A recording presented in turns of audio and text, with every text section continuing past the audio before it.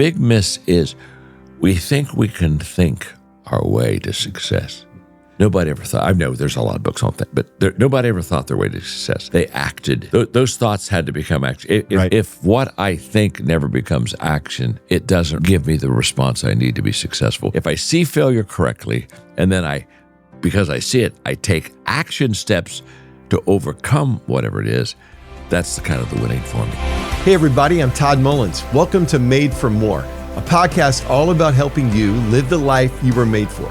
This is a space where we talk about faith that works and leadership that lasts, and how to bring both of those into the everyday moments that shape our lives. My goal is to give you perspective so you can win where it matters most. And I hope you walk away from this conversation a little more encouraged and a little more equipped for all God has called you to do and who He's called you to be. Enjoy today's episode. I am so excited to have Dr. John Maxwell on the podcast today. Dr. John, thank you for being here. Todd, I'm so delighted.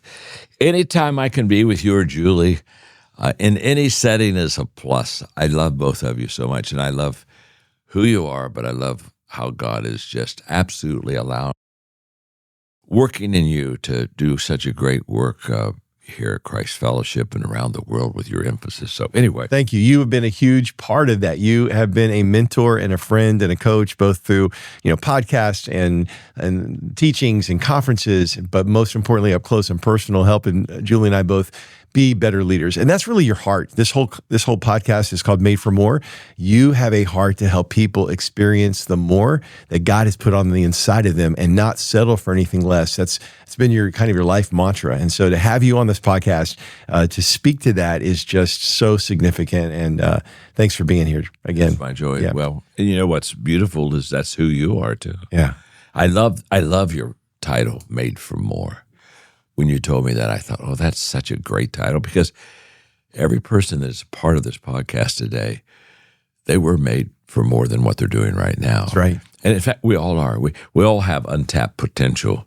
And no matter how disciplined we are and intentional we are, there's still more. Still more. And anytime you can read something that'll bring more out of you, get into podcasts like this that'll bring more out of you. I'm always wanting to put myself in environments with people and in places and events that get the more out of me. Right. Because it's in there. Yeah. And down deep, we all know it. Down deep, we know there's got to be more. There is. And the truth is, you're right. There is more. There's more God wants to do with you and through you. That's true. So, hey, hopefully we'll do a little bit of that today. That's right. Well, I have just finished reading your latest book, How to Get a Return on Failure. And we're actually going to put a link in the show notes for people to get this book, because everybody needs to get this book. So great. Thank you for writing it. I think it's so important because so many of us try to hide from our failures and duck out of our failures and skip over our failures. And you're missing the opportunity. Yeah. Right there. I'm so glad you brought this up, because the book just came out. But let me just say something. People ask me all the time, how long does it take you to write a book? And I say, well, if you're talking about the mechanics of writing a book, since I've written a lot of them and I have a lot of experience, I can write a book in 2 or 3 months. And knock it out. But that's not really how the book is formed. Right. And this is one of them. 25 years ago, Todd, and I don't talk about this in the book, I had a conversation with a very successful, in fact, he was a billionaire, very successful person. In fact, I won't use his name because a lot of your podcast people would know him. And that day, it was just the two of us. And he was just very open about his failures, about decisions he had made that just didn't turn out as good, and misses, things that we all have. Yeah. Stuff that every leader faces. Because I had a mentor one time tell me there are no 2 good consecutive days in a leader's life. And I think there's a lot of truth in that. I think he's right. He wasn't like trying to be terrible negative. He was just saying, leadership's hard. Yes. It's very hard. So anyway, in this conversation, after probably 15 minutes of him being so vulnerable about failure, I asked him a question. I said, okay, look at your losses and failures. Which ones would you like to go back and do over? And his answer is why I wrote the book 25 years ago. He said, I don't want to do any of them over. I said, what do you mean by that? Well, he said, if I could go back and erase a failure out of my life, he said, you understand the moment you erase the failure out of the life, You have to erase the lessons you learned from it. Mm. And he said, the lessons I learned in my failure have done more for me than the failure hurt me. Wow. And he said, I refuse to erase the failures because if I release the failures, I Release the lessons. And then he said, let me say something else. He said, they all gave me character. He said, during those adverse times, I learned to hold steady and to persevere and have resilience. He said, the person I am on the inside is because of the messes I had on the outside. My goodness. And he said, I'm going to tell you, if I erase the failures, I lose the lessons and I lose the character. And I refuse to lose those because of the value they brought to me. It taught at that moment. My goodness. That book was born in me. What he taught me that day about the return on failure and how the lessons that he learned and the character developed, I said, I have to write a book to help me and help others learn how to get that return out of failure. So that was the catalyst of the book. Powerful. Isn't that beautiful? And that's why he says, because he didn't just move past the failures. He didn't try to erase the failures. He learned from the failures, which is what your whole book focuses on, is learning from that. He got better because of it. Right. For everybody on the podcast, I want you to know that no matter what you're going through, difficulty, adversity, whatever, you will get better if you respond to it correctly. And the key, Todd, is the response. And I think this book is going to just unlock all kinds of things for people about failure, because when we look at a failure, we think, oh my gosh, that was terrible. Look what happened. And we look at the failure, and I want to say, that failure that you just encountered has nothing to do with your success or loss. It's your response to that failure. Right. The failure is not the problem. Right. It's when I respond wrongly that it becomes a problem. Right. Just as if I respond correctly, like my friend did, I learned lessons from him, and I developed character in him. Yeah. So anyway. And think about it, though, John, we are trained from a young age to respond incorrectly to failure. Totally. When we're in school, when we mess up, we get an F, we've got to go back to summer school, we get sit in the corner, we get in timeout, we go to the principal's. All the failure is this negative, so we try to hide it. We don't tell our parents about the grade. We don't tell them we got in trouble. We don't, and we bury it instead of deal with it and learn from it. And actually what your book does, the whole book, is designed to reshape the way we respond to failure. Even I love at the end of each chapter, you have not only the discussion questions, but then you have like action steps of going, okay, you've just read this. It's brought to mind some failures. So here's how you get over that and move through it or learn from it, go back and review it. That was powerful. Yes. And oh my gosh, you're just bringing it out. Thank you for doing that. The action steps. When people have to deal with something like failure, I want to talk to them first about perspective. Because how I view things is how I do things. And so when people have a wrong perspective, it's still a real world for them. Right. If they have a right perspective. And what's sad is it could be side by side. One has a wrong perspective, one has a right perspective, and one who has a wrong perspective is defeated by failure, and one who has a right perspective responds well and becomes a victor because of that failure.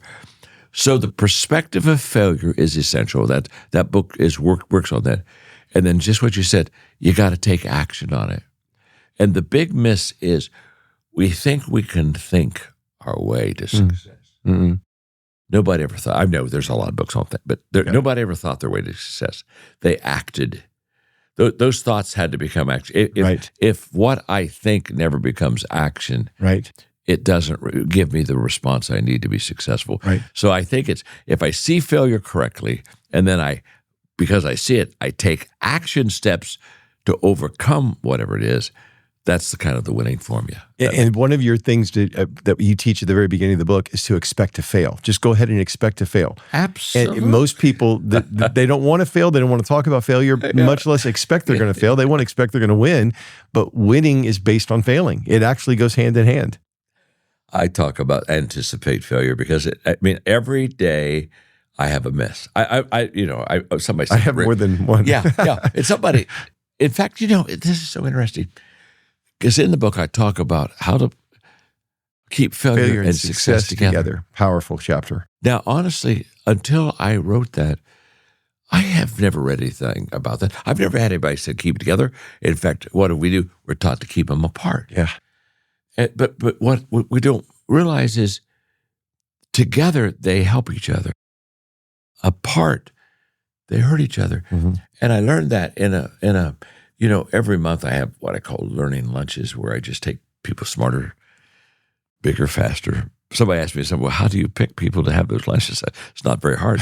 Most people I know are bigger, better, faster, and smarter than me, so it's not very hard to pick them. I don't know about that. But I have 7 questions, and one of the questions I ask them, Todd, is what's the most important lesson that you've ever learned in your life? Now, I've asked that hundreds of times to hundreds of because I've been doing this for over 40 years. Every time, Todd, in fact, podcast partner of ours, every time, not sometimes, every time I ask a person, what's the most important lesson you've ever learned in your life?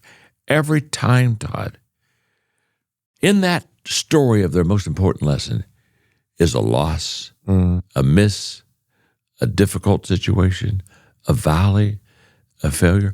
I've never had anybody tell, this is the most important lesson I ever learned in my life, where it was just, oh my gosh, experience. It was great. Amazing. Woo! I've never had that. Wow.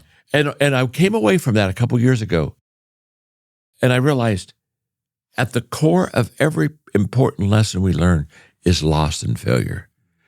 It was together. It was in the story. It wasn't like separated from the story. Right.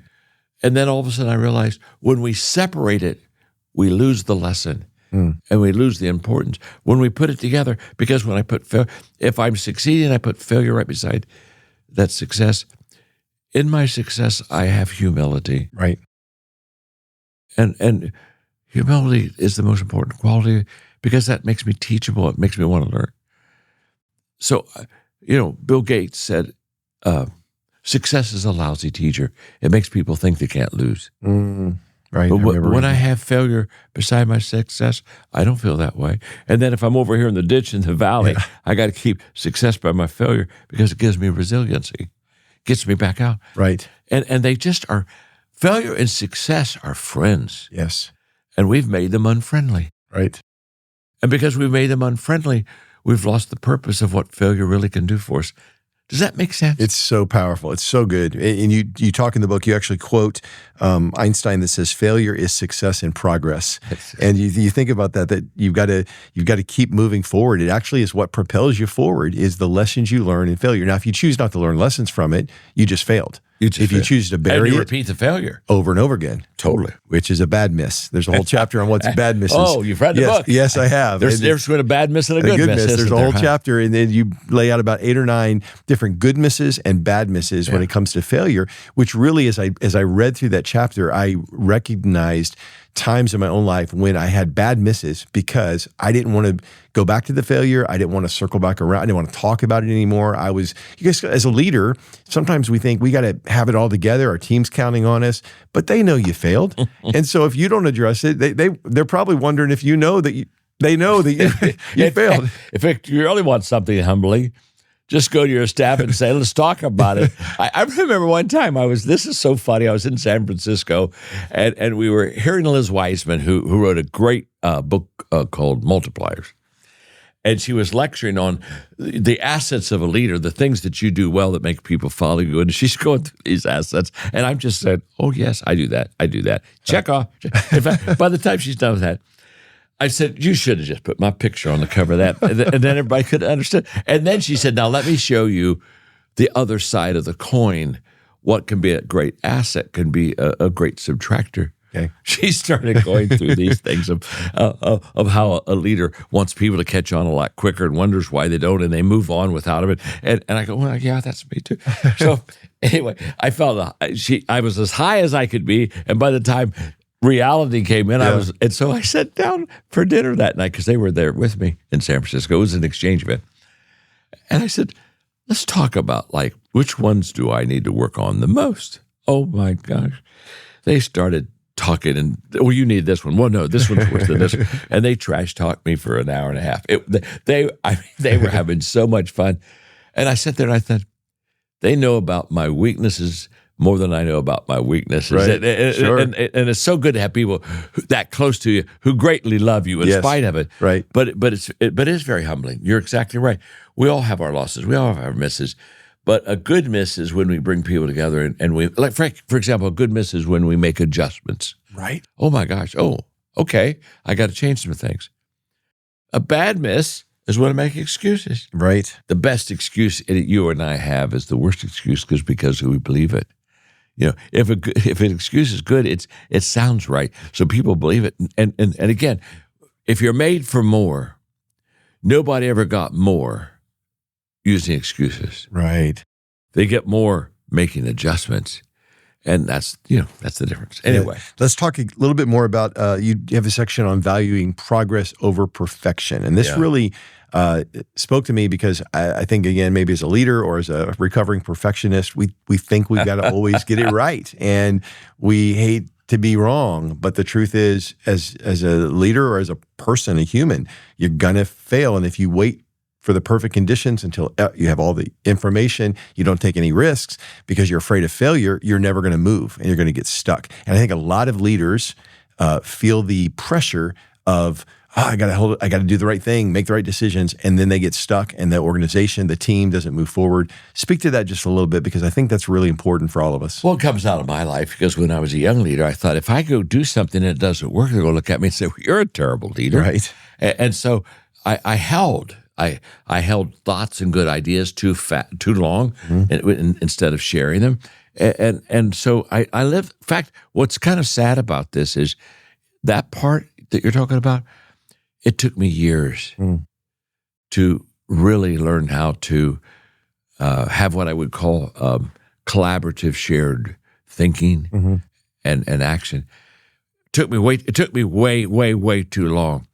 And it wasn't because I was stubborn. It was just because I thought I just needed to look good. And one day I realized, people don't want a perfect leader. They just want an authentic leader. And so what I tell leaders when they say, well, I want to make sure I get it right, I say, you don't get that privilege. I've never got it right. I mean, I don't mean that right. Even when you do something that really works, you could have done it better. That's right. And so what happens is people say, in fact, Peter Drucker, who was the great management guy, was a mentor of mine. And he said, I'm known for managing and I'm known for planning ahead.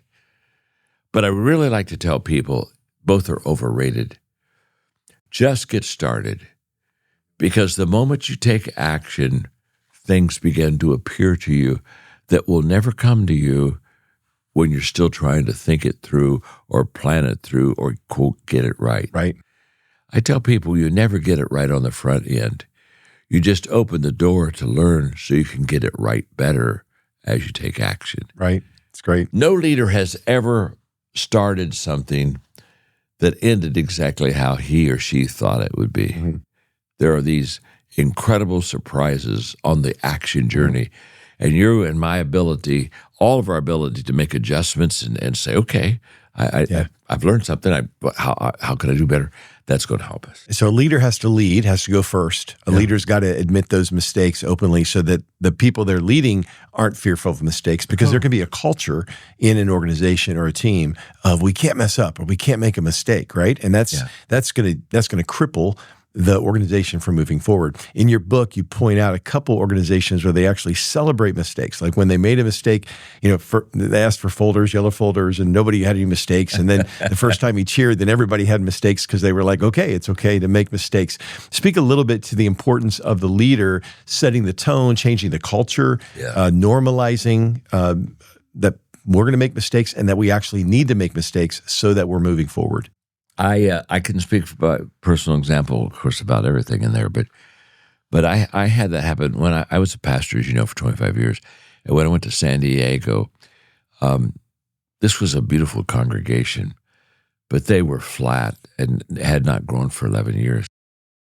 And when I got there and I began to see the culture of the staff and the people, I realized that they had not taken risk. They had settled for comfort and settled for this is a good number and this works and we're satisfied. They had a major kind of almost like look at what we have done in the past and look at who we are, and this is pretty cool. And I knew I had to break it. And I was doing a series, a summer series on success principles from the life of Paul. And this was life-changing for me, Todd. When I looked at him and he was saying goodbye to the elders and people at Ephesus, he said, now I know where I'm going. He said, this is not going to be a good trip. bonds and afflictions await me, and I count not my life dear. Da, da, da. His whole lesson was, Todd, I don't have to survive. Mm. I don't have to survive. It's okay. It's going to be okay. And I was so moved by I don't have to survive, because I felt that we were trying to survive. We were trying to make sure that we could live another day. And so I began giving lessons on that. And when I would bring on a new staff member, I would give them a plaque. This is I don't have to survive. And I would just say, let me explain something to you. The decisions we make here are the decisions that are best for the kingdom and for the people. That may be a loss for me, but that doesn't matter. I don't have to survive. And it was so interesting. Just the other day, I was in, of all places, Texas, in Midland, Odessa area. And so I was speaking to a couple thousand people. I was doing a book signing. And a lady came up to me, and she said, I was at Skyline with you. And I remembered her when she mentioned her name. And she said, my husband came on staff, and the first day that he came home from a staff meeting, he had a plaque, I don't have to survive. Mm. And she said he sat there and told me about it. But we developed a culture that just do the right thing for the right reason. Right. And we don't do things politically, and we don't do things because, somebody, we do the right thing. And I think that's essential for all of us to be in that world. Well, your last chapter of the book addresses, as leaders, how we reset the tone, how we have conversations about failure up front, because up front, the new employee, they're trying to prove themselves. So they're trying. We tell our, when we have new employees around here coming on, our interns coming on, I'm like, you've got nothing to prove. You got lots to learn, but nothing to prove. You're going to make some mistakes along the way. Don't hide it. Just be open about it, because if you've got to stay teachable to stay teamable.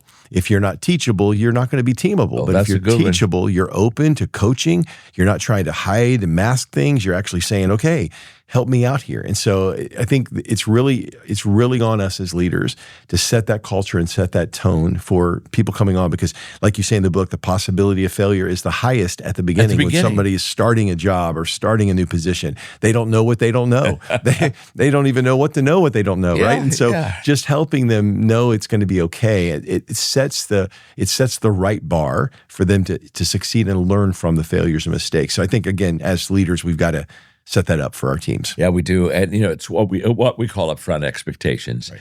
And you will fail, and it's okay. When we fail, when somebody talks about their failure, after I'm done hearing it, I only have one question. What did you learn? Mm. What did you learn? And if they can look at me, Todd, and say, here's what I'm learning about this, that you're going to get a return out of it. Yeah, that's right. But if you don't stay there long enough to say, okay, there's a lesson here, what did I learn? That's the difference. Our response, again, determines if we get a return for failure or not, no doubt. Okay, let's jump tracks just for a minute, because I've heard you share before when it comes to failure or regrets. You recently shared that one of your biggest regrets as a parent was trying to shield your kids from failure. Looking back on that, terrible. I think we all have. We've all done that. I've done that with my son. But I really did it bad. Okay, so talk about that. I bet I did it worse than you. A lot of our listeners, we're all, many of us are parents. We're parenting right now, even if we're parenting adults, or many of us parenting younger kids. Why do we do that? Why do we want to shield them? And what are we actually afraid of in those moments? First of all, I think everybody should be a parent because it's humbling. Mm-hmm. I mean, if you have children, you're humbled. I mean, in the right way, you really are, because I think having children brings out every imperfection that a person has in their life. Mm-hmm. It gets exposed, and I did not. This was what was sad about this is this was not only a weakness of wanting to shield my children from failure. I even knew it. And I still wanted to do it. And I asked myself, well, why do I want to do this? But I know it's not good for them. And I know two things. One is I knew I had the answer, or that I could get the answer. Mm-hmm. And it's kind of like this, could we just get on the answer now and get off of the failure? And instead of letting them fail and go through that themselves, it was kind of like I was going to do surgery, and I got in a little bit. And I said, I think it's good enough. Let's go. And I didn't finish it off. Mm. And I didn't let surgery be finished off in their life. So there were two things about it that I saw. And one is because I didn't let them experience failure to the fullness, because I kept trying to take it and fix it for them, they lost a lot of lessons. that they would have learned earlier. They've learned them now because here's what I know about life. If you didn't learn them the first time, you'll get to learn them again. It's not like you didn't learn them and you're lost. No. Trust me, it's coming back again. It's going to circle back around. When the children of Israel said no, and when they had to go over to the promised land, they had to come back to the same place. Same place, same giants. Yeah. Same problems. God said, I'm so sorry. We don't have a bypass for this. What you didn't do well the first time, you got to ask yourself, am I ready to do it right this time? And I think that with my children, I'll have to say with my children, more than anybody else, I wanted to get them through it so quickly so they could get on the good side again. And as I look back, in fact, I've talked openly with them as adults now about their children and grandchildren. Let them fail, and let them stay there, and let them find why they failed and what they've learned from it. Just let them stay there. That's counterintuitive to wanting to parent and protect, right? Because I think sometimes we think, especially as a dad, it's our job to protect. And so part of that is protecting them from mistakes or failures, but they've got to make them. And I was guilty of that, protecting Jefferson of failing or faltering or making him feel bad for failures instead of going, no, let's stay here for a minute. Let's learn it. So, now I'm doing that with him as an adult. But as a little kid, I had to kind of say, you're hiding it. So such a good word for parents. Yeah, the flip side of that, Todd, is I heard a teaching, and so this doesn't come from me, but it really helped me. And then I heard it, I thought, oh my gosh,